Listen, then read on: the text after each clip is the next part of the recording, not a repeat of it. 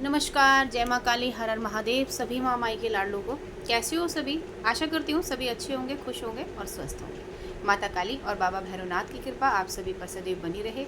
माँ आप सभी के अंदर के भंडारे भरती रहे। तो स्वागत है आप सभी का आपके अपने इस यूट्यूब चैनल काली माँ की बेटी रेणु यादव पर।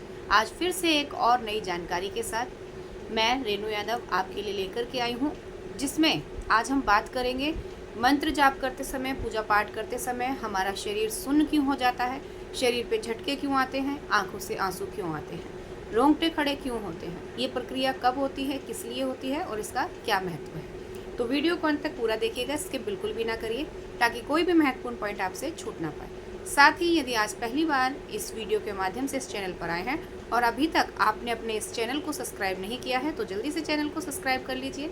साथ ही बेल आइकन को ऑन कर दीजिए ताकि आने वाले हर लाइव और वीडियो का नोटिफिकेशन आपके पास पहुंच सके। और यदि किसी को मुझसे पर्सनल जानकारी लेनी है या पर्सनल अपने समस्याओं का कार्ड करवाना है तो उसके लिए पीछे दिए हुए नंबर पर आप संपर्क कर सकते हैं।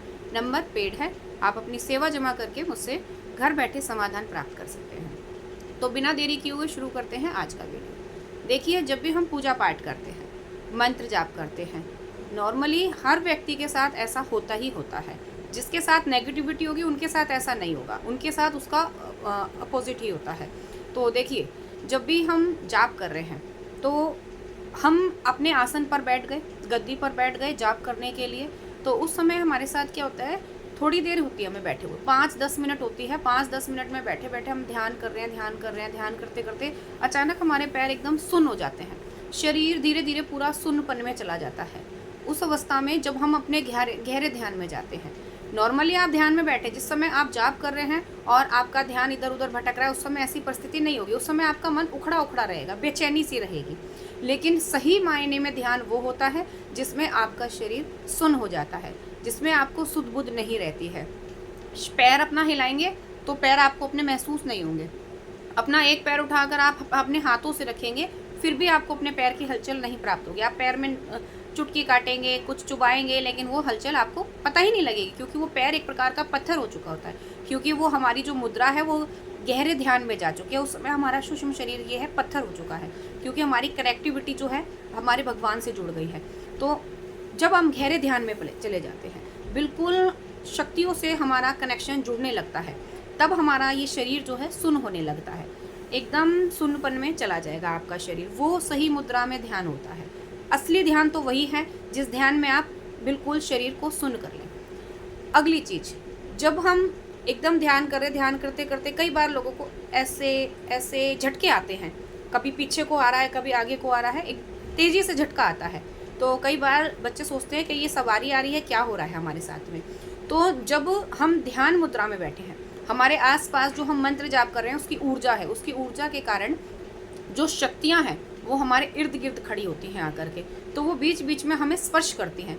जैसे ही वो हमारे मूलाधार को स्पर्श कर रही हैं, मणिपुर को स्पर्श कर रही है, हमारे कंठ चक्र को स्पष्ट कर रही हैं, हमारे मस्तिष्क को स्पष्ट कर रही हैं, तो हमारा शरीर झटके लेता है और शक्तियाँ करती हैं, स्पर्श करती हैं। जिस समय हम अपने गहरे ध्यान मुद्रा में होते हैं तो वो हमें टच करती हैं। उनके एक टच से हमारा शरीर कभी पीछे हटता है, कभी आगे हटता है। ये हमारे झटके होते हैं, वो हमारी शक्तियों के स्पर्श के झटके होते हैं।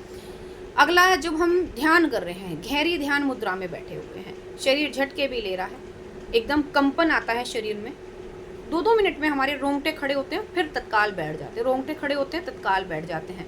उस समय जो शक्तियां हैं वो हमारे शरीर में समाहित हो रही हैं। जो पहले तो वो हमारे इर्द गिर्द खड़ी हुई, फिर उन्होंने हमें स्पर्श करा, उसके बाद जैसे जैसे हमारी ध्यान मुद्रा आगे बढ़ती जा रही है तो वो हमें हमारे शरीर में अपनी एनर्जी डालती हैं, उनका जो तत्व है वो हमारे शरीर में समाहित होता है।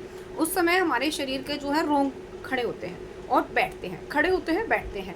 तो इस प्रकार से वो जो शक्तियाँ जब हमें स्पर्श करके हमारे अंदर समाहित होती हैं तो ये मुद्रा हमारे साथ होती है।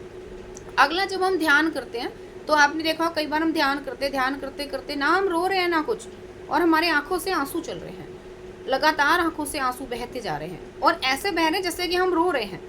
वो क्या होता है, जब हम ध्यान मुद्रा में हैं, हमारी कनेक्टिविटी, हमारे शरीर में जब शक्तियों का स्पर्श होता है, हमारे अंदर जब उनके तत्व समाहित होते हैं, उनका अंश जब हमारे अंदर घुसता है, तो जो भी हमारे शरीर के अंदर मलिनता है, जो हमारे दिमाग में गलत विचार हैं, जो भी नेगेटिविटी हमारे अंदर समाहित है, वो इन आंसुओं के द्वारा, जो हमारे अंदर भीतर महल भरा हुआ है, दुनिया भर का महल, वो इन आंसुओं के द्वारा बाहर निकलता है, बह जाता है। वो सारी चीज़ें, तभी कहते हैं ना कि आपको पूजा पाठ में ध्यान मुद्रा बहुत ज़रूरी है। ध्यान से एक तो आपकी दिव्य दृष्टि प्रकाशित होती है, आपकी दिव्य दृष्टि झलकती है। दूसरा, हमारे अंदर जो गलत चीज़ें भरी हुई हैं, जो नेगेटिविटी है, जो मलिन विचार हैं, ये बह जाते हैं उन आंसुओं की धारा में। इनको बहने दीजिए, इनको रोकना नहीं है कि आप लोग सोचिए कि भाई कोई नेगेटिविटी रो रही है, ऐसा नहीं है। आप जब ध्यान मुद्रा में हैं, कई बार ऐसा लगता है हम बातचीत कर रहे हैं, हम जो सवाल पूछ रहे हैं उसका जवाब हमें हमारे भीतर से ही मिल रहा है। वो हमारे भीतर से क्यों मिल रहा है?